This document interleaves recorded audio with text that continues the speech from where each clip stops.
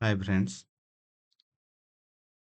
आपण मैंने जानते गोटे गवर्नमेंट जॉब रो नोटिफिकेशन आछि एसएसपी तरफ स्टेट सिलेक्शन बोर्ड रो पोस्ट आछि कोन पई जूनियर असिस्टेंट आउ जूनियर क्लर्क पई आछि 9 तारिख रे आछि लेटर नंबर हला 1/2026 रो अप्लाई प्राइस स्टार्ट हे गलानी अप्लाई डेट होची 11/3/2026 रु 13/4 माने 13 एप्रिल जाय अछि लास्ट डेट आउ एटा केमिति अप्लाई हे परिबो ए जो www.ssbodisha.ac.in वेबसाइट को जाके अप्लाई हे परिबो एथिरे अप्लाई प्रोसेस सब लिखा अछि और वैकेंसी एथिरे हायर एजुकेशन डिपार्टमेंट रे अछि जोटा गवर्नमेंट कॉलेज रे क्लरिकल पोस्ट आउ सेही हायर एजुकेशन डिपार्टमेंट रो एनसीसी अंडर रे पोस्टिंग दबो तापर स्कूल एंड मास एजुकेशन जोटा कि बीएससी ओडिशा रे दबो आउ एसएमई डिपार्टमेंट रे भुवनेश्वर रे भी देई पारे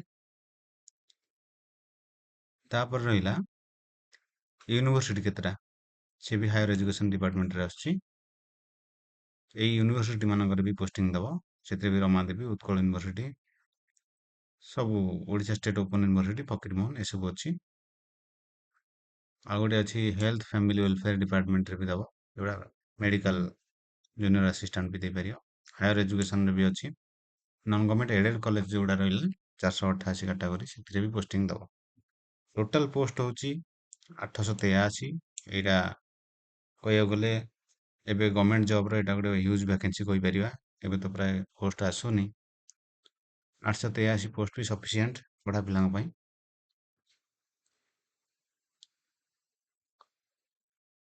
ये सब रहिला रूल रेगुलेशन तापरे केमिति प्रिफरेंस फिल करिवे मेरिट हिसाब रे दिया जिवो बोली मेरिट कम प्रिफरेंस रे एटा पोस्टिंग दिया जिवो माने भलो मार्क हिसाब रे सिलेक्शन हबो तापरे एई 6टा कैटेगरी रे अछि पोस्ट जूनियर असिस्टेंट रहिला government degree college junior assistant NCC junior assistant BSc Odisha जोटा कटक रे अछि और एसएमई भुवनेश्वर जूनियर असिस्टेंट जोटा पब्लिक यूनिवर्सिटी जो 16टा रहिला सेतिरे तापरे हेल्थ फैमिली वेलफेयर रे दबो तापर 488 जोटा एडेड कॉलेज रे दबो पे स्केल एथिरे कोन रहइबो हम देख परिबा सबुर प्राय पे स्केल समान अछि ग्रुप सी जॉब अछि लेवल 4 सेल 1 माने आरो grade pay रहइबो 1900 basic salary रहइबो 19900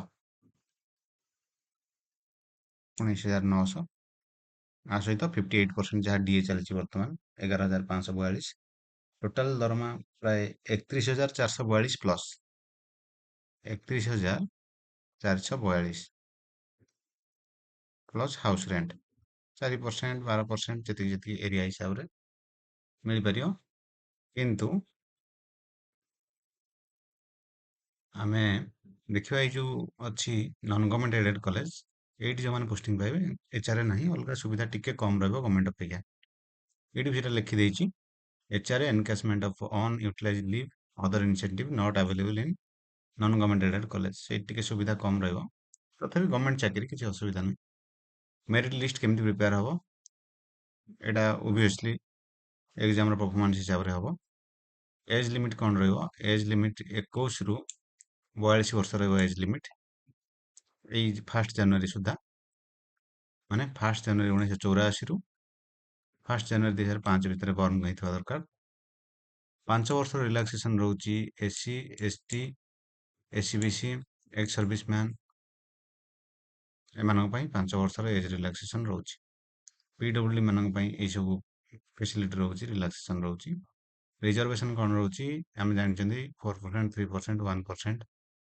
reservation रहउची पीडब्ल्यूडी एक्स सर्विसमैन और 4% पई एजुकेशनल क्वालिफिकेशन मोस्ट इंपोर्टेंट एथरे बैचलर डिग्री मागुची +3 हेतवा दरकार आउ कंप्यूटर नॉलेज पीजीडीसीए कोर्स करथिबा दरकार आउ एटा तो कॉमन एलिजिबिलिटी जेटा गवर्नमेंट जॉब पई दरकार ओडिसा नागरिक होइतिबो आ ओडिया भाषा पढ़ी लेखि बुझी पारुथबो ई सब रहिला आउ जो माने गवर्नमेंट चाकरी रे अछंती से मानक पई एनओसी सर्टिफिकेट ता बाध्यतामूलक तांग अथॉरिटी मानक ठारू एनओसी सर्टिफिकेट ता अप्लाई डेट भितरे आनले बेटर मेथड ऑफ सिलेक्शन केमिति सिलेक्शन होची एथिरे टोटल 250 मार्क रो रहिबो प्रोसेस ରିଟିନ୍ ମାର୍କ 200 ମାର୍କର 100ଟା କୋଶ୍ଚିନ୍ 200 ମାର୍କର ରହିବ।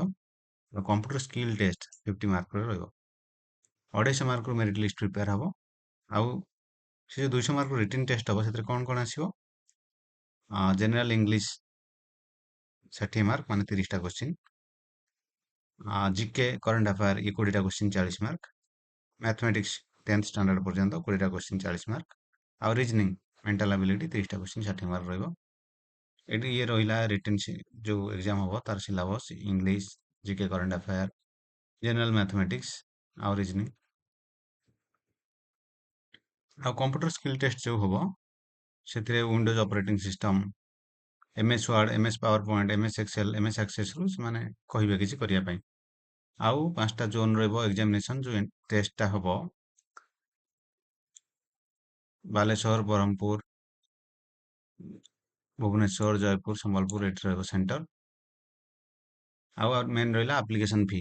ଆଗରୁ ତ ଏବେ ବର୍ଷେ 2 ବର୍ଷ ହେଲାଣି ଆପ୍ଲିକେସନ ଫିସ୍ ପଡୁନଥିଲା, ଏବେ ପୁଣି ଷ୍ଟାର୍ଟ ହେଇଗଲାଣି। 500 ଟଙ୍କା ରହିବ UR ଆଉ SC BC କାଟାଗୋରୀ ପାଇଁ, 200 ଟଙ୍କା ରହିବ ଆମର SC ST ଆଉ PWD ମାନଙ୍କ ପାଇଁ। ଏଥିରେ ଆକାଉଣ୍ଟ ଡିଟେଲ୍ସ ଦେଇଦେଲା ଯୋଉମାନେ ଅଫଲାଇନ୍ ଚାଲାଣ କରିବେ, କିନ୍ତୁ ସମସ୍ତେ ଆପ୍ଲାଏ କଲାବେଳେ ଏଇ ଅନଲାଇନ୍ ପେମେଣ୍ଟ କରିବାଟା ବେଟର। SB କଲେକ୍ଟରୁ ପେ କରିପାରିବେ। ଆଉ ଇଏ କିଛି ଇନଫର୍ମେସନ ରହିଲା କ୍ୟାଣ୍ଡିଡେଟ୍ ମାନଙ୍କ ପାଇଁ। ଯେତେବେଳେ ଚାକିରିରେ ଜଣେ ସିଲେକ୍ସନ ହବ, ଡକୁମେଣ୍ଟ ଭେରିଫିକେସନ ହବ, ସେ ସମୟରେ ଏଇ ଡକୁମେଣ୍ଟ ସବୁ ପ୍ରଡ୍ୟୁସ କରିବାକୁ ପଡିବ। ଏଇଟା ଏବେ ଜାଣିବା ଏତେ ଇମ୍ପୋର୍ଟାଣ୍ଟ ନୁହଁ। ହାଉ ଟୁ ଆପ୍ଲାଏ ଆମେ ଜାଣିଛନ୍ତି www.ssbodisha.ac.in ୱେବସାଇଟରେ ଯାଇକି ଫର୍ମଟା ଫିଲ୍ଅପ୍ କରିହବ। ଏଥିରେ ମୋଷ୍ଟ ଇମ୍ପୋର୍ଟାଣ୍ଟ ରହିବ +3ର ମାର୍କ ଦେବେ, ଆଉ ଲାଟେଷ୍ଟ ପାସପୋର୍ଟ ସାଇଜ ଫଟୋ ଦେବେ। SB କଲେକ୍ଟରେ ମନି ପେମେଣ୍ଟ ହବ। କ୍ଲୋଜିଂ ଡେଟ୍ ଭିତରେ ଆପ୍ଲାଏ କରିଦେଲେ ଲାଷ୍ଟ ବେଳେ ଯୋଉ ଜାମ୍ ହୁଏ ଆପ୍ଲାଏ ବେଳେ ସେଇଟା ଆଭଏଡ୍ କରିହବ। Candidates are advised to very careful while filling out the online application. No edit option available after final submission. ଦେଖିଲେ ଆପ୍ଲାଏ କଲା ବେଳେ ଟିକେ ଦେଖି ଚାହିଁ କରିବାକୁ ପଡିବ, ନହେଲେ ଫାଇନାଲ ସବମିଟ୍ ଥରେ ହେଇଗଲେ ସେଇଟା ଆଉ ଏଡିଟ୍ ହେଇପାରିବ ନାହିଁ।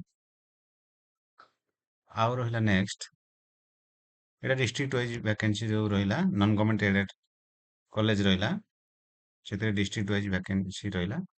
ଅନୁଗୁଳରେ 7ଟା, ବାଲେଶ୍ୱର 29, ବରଗଡ଼ 10ଟା, ଭଦ୍ରକ 10ଟା, ବଲାଙ୍ଗୀର 8ଟା, ବୌଦ୍ଧ ଗୋଟାଏ, କଟକ 41, ଢେଙ୍କାନାଳ 12ଟା, ଗଞ୍ଜାମ 28ଟା, ଜଗତସିଂହପୁର 13ଟା, ଯାଜପୁର 19ଟା, ଝାରସୁଗୁଡ଼ାରେ ରହିଲା 3ଟା, କଳାହାଣ୍ଡି 3ଟା, କନ୍ଧମାଳ 4ଟା, କେନ୍ଦ୍ରାପଡ଼ାରେ 20ଟା, କେଉଁଝରରେ 16ଟା, ଖୋର୍ଦ୍ଧାରେ 25ଟା, କୋରାପୁଟରେ 2ଟା, ମାଲକାନଗିରି 3ଟା, ମୟୂରଭଞ୍ଜ 30ଟା, ନବରଙ୍ଗପୁର 4ଟା, ନୟାଗଡ଼ 10ଟା, ନୂଆପଡ଼ା 2ଟା, ପୁରୀ 17ଟା, ରାୟଗଡ଼ା 3ଟା, ସମ୍ବଲପୁର 6ଟା, ସୁବର୍ଣ୍ଣପୁର 3ଟା ଆଉ ସୁନ୍ଦରଗଡ଼ରେ 20ଟା ରହିଲା। ଟୋଟାଲ 349ଟା ପୋଷ୍ଟିଂ କେବଳ ଦବ aided higher secondary aided college ମାନଙ୍କରେ ଦବ, କଲେଜ ମାନଙ୍କର କ୍ଲରିକାଲ ପୋଷ୍ଟରେ ଦବ।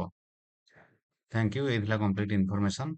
ଆମେ ଜାଣିଲେ କୋଉଠି କେତେ ଭ୍ୟାକେନ୍ସି ଅଛି ଆଉ ପ୍ରୋସେସଟା କଣ ଆପ୍ଲାଏ କରିବାର। ବର୍ତ୍ତମାନ ଚାକିରିର ଯୋଉ ସର୍ଟେଜ ଅଛି, ଭ୍ୟାକେନ୍ସି ବହୁତ କମ୍ ବାହାରୁଛି, ତେଣୁ ଏଇଟା ବହୁତ ଇମ୍ପୋର୍ଟାଣ୍ଟ ନୋଟିଫିକେସନ। ଯୋଉମାନେ ଟିଚିଂ ଜବ୍ ପାଇଁ ଚାହୁଁଛନ୍ତି ସେମାନେ ଟିଚିଂ ଜବ୍ ପାଇଁ ପ୍ରିପେୟାର କରନ୍ତୁ, କିନ୍ତୁ ବେଟର ହବ ଇଏ ଜବ୍ ବି ଆପିୟର କଲେ ଭଲ। ଚାକିରି ଗୋଟେ ଥିଲେ ପରେ ମୁହୂର୍ତ୍ତରେ ପ୍ରୋଗ୍ରେସ କରିହବ।